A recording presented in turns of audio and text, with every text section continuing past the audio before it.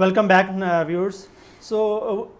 हम दोबारा फिर से सवाल जवाबात का सिलसिला जारी करते हैं। मैंने जैसा कि आपको बताया कि हम अब जो है कुछ पर्सनल क्वेश्चन सर की लाइफ के बारे में करेंगे, लेकिन उससे पहले मैं बताता चलूँ कि सर से पूछते शऊर क्या है और इसको किन मराहल से गुजर कर जो है शऊर ज़िंदगी हासिल किया जा सकता है। देखिए जी, मेरा ख्याल है कि जो शऊर है ये कोई इंडिविजुअल कैपेसिटी नहीं है, ये एक सोशल प्रोडक्ट है जो कि हम अचीव करते हैं एक लंबे अरसे एक इंटरेक्शन के बाद। हमारा जो पहला इंटरेक्शन है वो हमारा फैमिली है, जहाँ से हम सीखते हैं, हम अपने पेरेंट्स से सीखते हैं और उसके बाद हमारे बहन भाई हैं, हमारे दोस्त हैं। और मसलन जिस तरह से मैंने अपने वालिद को देखा कि जब भी देखा तो उन्हें देखा कि हर शख्स के लिए वो एक ऐसा दिल रखते हैं कि उनका ख्याल होता है कि मैं इसकी फौरी मदद करूं, इसके साथ जाऊं, अपना कारोबार छोड़ के। और ये सारी चीज़ें मैंने उनको प्रैक्टिकली देखा, तो वो मेरे एक शऊर का हिस्सा बनी। फिर मेरे दोस्त अहबाब हैं जिनके साथ मैंने अपना बचपन गुजारा या अपनी जवानी गुजारी, तो उनके साथ मैंने बहुत कुछ सीखा।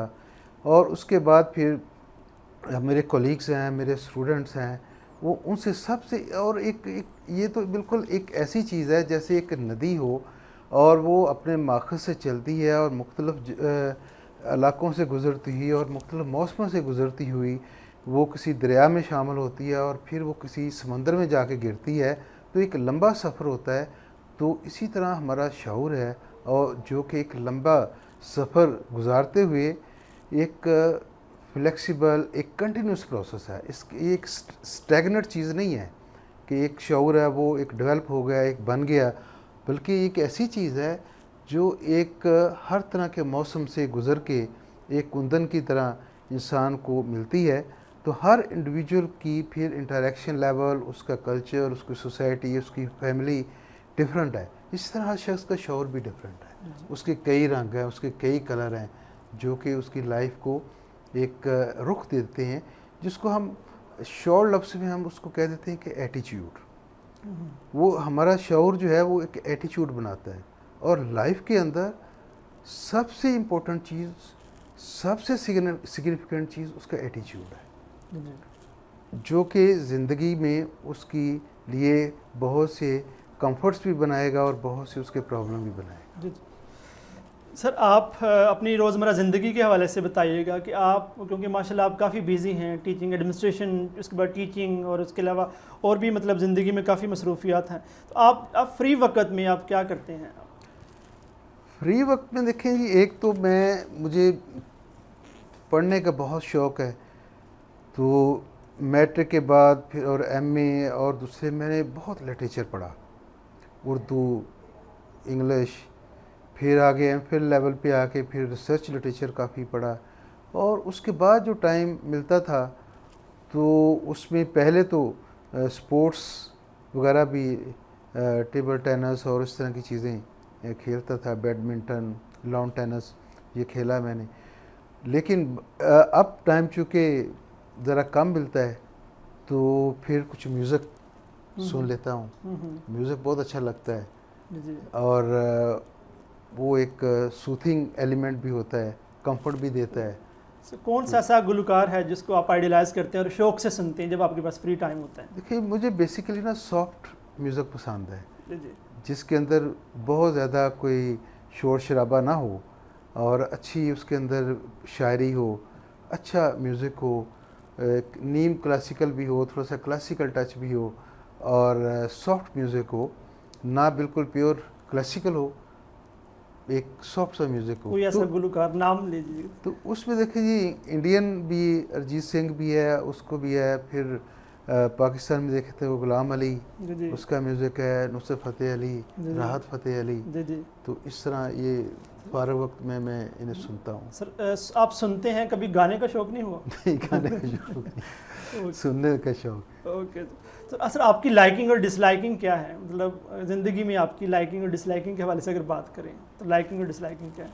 देखिए जी, डिसलाइक जो है वो तो ऐसा है कि मैं ज़्यादा खाना, ज़्यादा बोलना और ज़्यादा सोना, ये मैं लाइक नहीं करता, डिसलाइक करता हूँ। बहुत ज़्यादा मैं बोलता भी नहीं हूँ, और सोना भी मुझे, अगर कोई ऐसा सिस्टम होता है कि मुझे ना सोना पड़े तो मुझे पसंद है कि उसमें पढूँ, मैं म्यूज़िक सुनूँ, मैं खेलूँ और एक लाइफ इस तरह गुजारूँ। लेकिन सोना जो है वो ज़रूरत है। इस तरह खाना मैं बहुत थोड़ा खाता हूँ, ज़्यादा नहीं खाता, तो उसके लिए अनकम्फर्टेबल है। तो जो लाइकनेस है उसके अंदर, तो मुझे तो ये पसंद होता है कि मैं एक ऐसी एक्टिविटी में इन्वॉल्व हूँ जो बड़ी कंस्ट्रक्टिव हो, अच्छी हो, एज ए टीचर हो या एडमिनिस्ट्रेटर के तौर पे हो, एक फ्रेंड के तौर पे हो, और किसी भी लिहाज से जो भी मेरा एक माशरे के अंदर रोल है, तो मैं एक पॉजिटिविटी के साथ काम करूँ। सर, लफ्ज़ मोहब्बत, आप क्या समझते हैं कि मोहब्बत क्या है और ज़िंदगी में इसकी क्या इम्पोर्टेंस है? देखिए जी, मेरे ख्याल है कि मोहब्बत जो है ये सिंसेरिटी का नाम है। जिस चीज़ से भी आप सिंसियर हैं तो आप, इसका मतलब आप उससे मोहब्बत कर रहे हैं। चाहे वो आपका प्रोफेशन है, चाहे वो आपके दोस्त हैं, आपके वालिदैन हैं। देखिए ना, आप वालिदैन हैं, अगर आप उससे सिंसियर हैं तो फिर ही आपकी मोहब्बत है। तो आप ज़ुबानी किसी को भी कहते रहें कि मुझे आपसे बड़ी मोहब्बत है, तो वो मोहब्बत जो है वो ऐसे ही लफ्ज़ों का खेल है। तो लफ्ज़ों का खेल नहीं होना चाहिए। अगर आपकी उसमें सिंसेरिटी है तो इसका मतलब है कि आप एक ट्रू लव, सिंसेरिटी, रिस्पेक्ट, हाँ, ज़ाहिर है उससे लाजमी तौर पे आ जी, जाएगी। जी, जी। जब से आप सिंसियर हैं तो रिस्पेक्ट भी आ जी जाएगी। जी। तो वो इससे फिर वो सारा मामला चले। सर, अब ज़िंदगी में क्या खोया और क्या पाया, क्या समझते हैं कि किस हद तक आप अपनी ज़िंदगी से मुतमिन हैं? देखिए, ज़िंदगी से मैं तो बहुत हद तक मुतमईन हूँ। इसलिए मुतमईन हूँ कि मैंने कंट्रीब्यूट किया है, और जब मेरे स्टूडेंट मुझे मिलते हैं तो जब वो खुश होकर मिलते हैं, ख़ास तौर पे जो स्टूडेंट पुराने हैं, जिनके साथ अभी फौरी तौर पर उन्हें कोई मुझसे फ़ायदा नहीं होता, हो सकता है क्लास में मेरी वो रिस्पेक्ट कर रहे हो, कोई नंबर लेने के लिए, कोई छुट्टी लेने के लिए, कोई फ़ायदा लेने के लिए, तो वो वक्ती मोहब्बत होती है या वक्ती रिस्पेक्ट होती है। जब वो चले जाते हैं कई साल बाद, जब मुझे उनकी शक्लें भी याद नहीं होती, तो वो अचानक कहीं मिलते हैं किसी न किसी जगह पे, वो मुझसे मिलते हैं और कहते हैं जी हम आप साइंस कॉलेज में आपसे पढ़ते थे, समनाबाद में आपसे पढ़ते थे, या गोयरा में पढ़ते थे। तो इस तरीके से तो मैं उनकी शक्ल को गौर से देखता हूँ तो उसके अंदर मुझे कहीं वो एक पुराना अक्स नज़र आता है। तो वो मुझे फ़ील होता है कि मैं शायद कंट्रीब्यूट कर रहा हूँ। इस तरह बुक्स के हवाले से मैंने आपको बताया कि वो जब मुझे फ़ोन आता है, कहीं से इतला आती है, कोई मुझे रब्ता करता है, तो वो मुझे लगता है कि मैं कंट्रीब्यूट, जो कमी है वो कमी एक मेरे अंदर जो मुझे बहुत फ़ील होती है कि मेरी एक ख्वाहिश थी कि मैं बाहर जाऊं किसी मुल्क में और वहाँ से मैं किसी अच्छी यूनिवर्सिटी में जाके मैं एजुकेशन हासिल करूं। तो वो एक कमी रह गई है, क्योंकि मेरे लिए खुशकिस्मती मेरी ये थी कि शुरू से लेके मेरे वालिद साहब जो है ना, वो एक ऐसे थे कि मैंने जब भी उनसे जो कुछ मांगा, जहाँ पढ़ने की ख्वाहिश की, तो उन्होंने मेरे लिए फौरी हाँ कह दी। तो इस लिहाज से मैं बड़ा खुशकिस्मत था कि मुझे रुकावट नहीं हुई कभी। लेकिन ये एक समझ ली कि फैमिली लायबिलिटीज़ थी या कोई ऐसी सिचुएशन बनी, कुछ सब्जेक्ट मेरा ऐसा था, इंग्लिश उस वक्त इतनी अपॉर्चुनिटी नहीं थी उसके अंदर, तो वो एक ख़्वाहिश ये थी, या शायद आगे ज़िंदगी में अगर कुछ ज़िंदगी बाकी हुई तो कभी मौका मिले और मैं किसी बाहर यूनिवर्सिटी में जाऊं और वहाँ से उन लोगों के साथ भी इंटरेक्शन करूं, ताकि मेरा जो शऊर है उसके अंदर ये एलिमेंट भी आए कि बाकी दुनिया के अंदर प्रैक्टिकली मैं उनसे लर्न करूं, सीखूं और फिर आके वापस अपने लोगों को वो चीज़ें डिलीवर करूं। जी। सर, शऊर के हवाले से हमारे नाजरीन को कोई शऊरी पैगाम जो आप देना चाहें? देखिए, मेरा पैगाम जो है वो तो यही है कि आपको हर लम्हे, हर वक्त लर्न करने की, सीखने की कोशिश करनी चाहिए, और उसके लिए ज़रूरी है कि आप अपने साथ और अपने माशरे के साथ सिंसियर हों। हमारी देखें, दो तरह की हमने लाइफ, हम इस लिहाज से बड़े एक यूनिक किस्म की एक जनरेशन है कि हमने दौर देखे हैं। एक वो दौर देखा है जो नॉन डिजिटल था, जब ये व्हाट्सएप नहीं था, जी, जी, बिल्कुल। फेसबुक नहीं थी, मोबाइल नहीं था, जी। वो भी हमने देखा, देखा, जो हमारा बचपन और हमारी जवानी का टाइम। अब हमने वो दौर देखा है जिसके अंदर ये सारा कुछ है, जी जी और ये बड़े इंटायरली दो डिफरेंट पर्सपेक्टिव है जी जी जी जिनका आपस में एक बड़ा डिफरेंट है।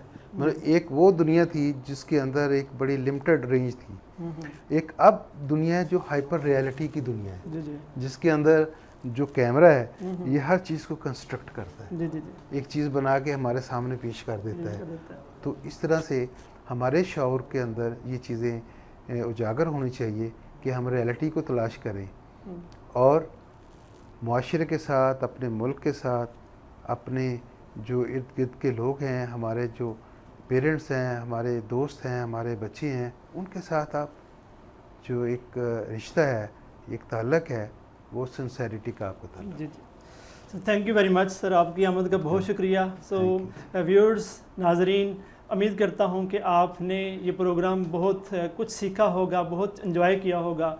तो मिलते हैं एक और बाशऊर शख्सियत से। मैं जब नाजरीन मैं आपको बताता चलूँ कि हमने जितने भी गेस्ट यहाँ पर इस स्टूडियो में इनवाइट किए हैं तो वो हमारी सोसाइटी में एक गाइडिंग स्टार के तौर पर हैं। वो ऐसे लोग हैं जो कि शमा से शमा रोशन करने वाले लोग हैं।